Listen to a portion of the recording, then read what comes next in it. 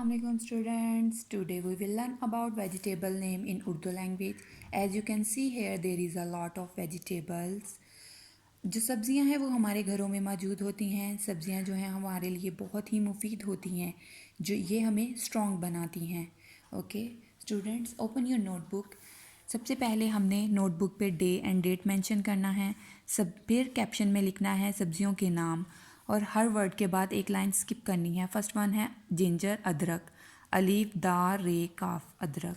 Next one है आलू, अलीमदा लावालू आलू. नेक्स्ट वन है प्याज, पे ये अलिफ जे प्याज. नेक्स्ट वन है टमाटर, टे मीम अलिफ मा टेरे टर टमाटर. नेक्स्ट वन है मटर, मीम टे रे मटर. नेक्स्ट वन है मिर्च, मीम रे चे मिर्च. नेक्स्ट वन है मीवा मू लाम छोटी ली मूली.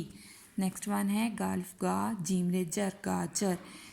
ओके स्टूडेंट्स, ये आपका होमवर्क है आज का. आपने इसे याद भी करना है और अपनी नोटबुक पे लिखना भी है. ओके, अल्लाह हाफिज़.